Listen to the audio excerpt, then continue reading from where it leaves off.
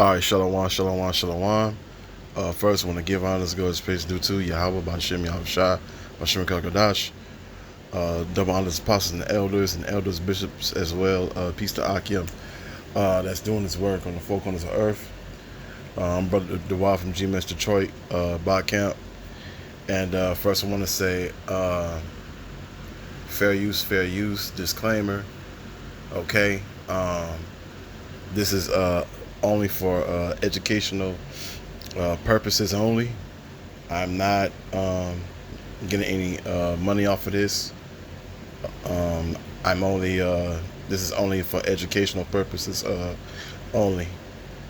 Okay, so that's just what I want to say. All right. Let me get to what I wanted to get to. Okay, yeah, that was a flood in Texas, as you see here, 8 hours ago. All right, and scriptures going into it on that. All right, this place called America is an abomination. So okay, and so basically, this flood, hey, hey, this is the Lord's doing, you know. So what I'm gonna do, I'm gonna go ahead and play this video, and we'll get to some scriptures. He's been in that Texas Hill Country also. Some of the pictures coming in, it's reminiscent of what happened exactly a year ago. Yeah, I mean, the Hill Country's been under at least a flood watch for days now, and man, everything is just soaked and super saturated, and Brandy's right in the middle of it. Yeah, Brandy, you're in Kerrville right now, Brandy Campbell, and I'm thinking the car was not parked like that behind you. No, definitely not the case. Just speaking with people here on the property, I was told the cars around me were actually floating yesterday when everything was happening. But I want to start with what led to the scenarios that we're seeing here. Salaki, this was yesterday, so Salaki on that. The flooding that occurred, we had days and days of heavy rain this week, leading to the rivers, streams, and creeks rising, sending water into communities. Of course, we know there were evacuations in some areas. Of course, rescues, not just here in Kerrville, but really across this region here in Texas. The Guadalupe River, most notable here in the Kerrville area. Of course, we heard a lot about it last year with the 4th of July flooding, but residents unfortunately had to see it rise to dangerous levels once again. Of course, entering homes. It entered this apartment complex that I'm standing in front of as well. So it's been a hectic week for folks, but now today, people are able to get in and start that cleanup, get those initial things that they're able to save out and move forward. Now, I want to show you some of the damage that we're seeing here. We're a little bit of a ways, a few minutes away from the river. Again, this is an apartment complex. You can see these vehicles. This one right here obviously was not parked there. The white vehicle also not in the correct positioning to be parked. So just indicators of what may have happened yesterday. Again, someone told me the cars here were floating. Now, the apartment complex right here had just over 3 feet of water inside. I'll just show you one example. As we take a look inside of here, you can see some of the washer machines tipped over on their side. There's still some water on the ground right there. But again, just an example of what people are dealing with. I'm hearing all of the first level units, they are done for, and unfortunately they also dealt with flooding last year for the 4th of July flooding. Now, if you guys will walk with us, we're gonna go around the back side of the building and show you some more of the residential areas here. Homes, as I mentioned, had flooding. There's some businesses here that also took on flooding. There's a cheerleading dance studio just across the street, and there's their team members, they're out here sweeping up mud, just trying to get things back in order here. There's some stores across the way. They're rinsing off some of their, items there as well. So bear with us as we walk across into this property. I actually spoke with one of the residents who lives in a home right over here. She said this was their carport. And as you can see, it collapsed on one side. They have a car that's underneath as well. She said their car, it's now totaled. That took on water as well. So this is just an example of the power of water. We weren't talking about a storm that brought on strong winds to knock down things. This is purely the force of water, how fast water was flowing, coming through. So again, this is a structure that was compromised. You can see their vehicle right here that was flooded. And if we can pan to the left, you can see this gate right here. You can see a water line just by looking at the debris that has accumulated on the gate. Now, yesterday, the city, they did hold a press conference.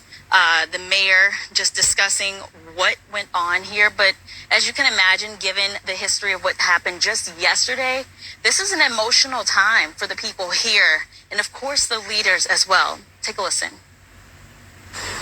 We were blessed in Kirk County with warnings, and I'm thankful that those warnings saved lives.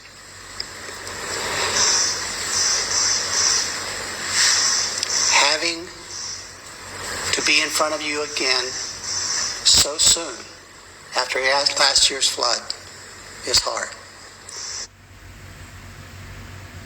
All right, and last year, of course, he's talking about the 4th of July flood. The Guadalupe River, it rose to about 37 and a half feet. And unfortunately, in that event, over 130 lives were taken across this region. So this, honestly, it's just triggering for residents. That's what people told me yesterday. They couldn't imagine it happening once, but seeing yet another devastating flood happen just over a year later is a lot to take in. So again, as we take a look at our location, this is where we're starting off our live reports. We'll be heading into other areas of this community. This is the work of not just the Guadalupe River overflowing its bank, but also 3 local creeks here as well. And again, they had a number of water rescues here, evacuations, and that also led to the city here declaring a disaster declaration, asking for state and federal assistance to deal with the aftermath here. Back to you guys. Brandy, that water only recently went down yesterday, and you're standing right there. What is the atmosphere like there? Okay, that'll be enough. So let me go ahead, get to some scriptures. Okay. Because basically, that's coming from Yahweh Ba'Shem, Yahweh Shai.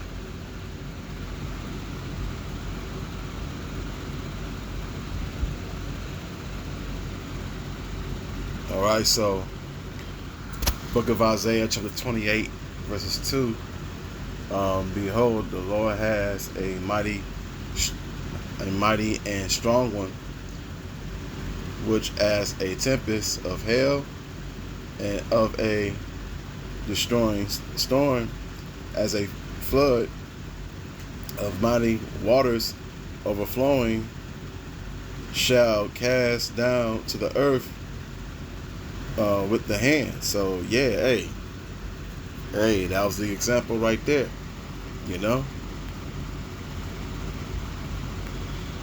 Book of Isaiah, chapter 29 verses 6, that shall be visited of the Lord of hosts with thunder and with earthquakes and great noise, with storm and tempest and the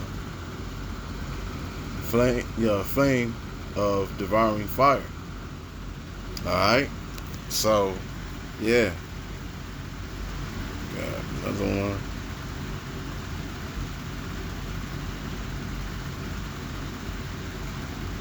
Isaiah 30:30, and the Lord shall curse his gravings, aggressive voice to be heard, and shall show the lightning down of his arm with the indigenous of his anger, and with the flame of a devouring fire, with scattering and tempest and hailstones. So yeah, the Lord is doing this because this place is wicked. All right. So that's that's a flood that actually happened in Texas. But so with that, I want to say with that, Shalom.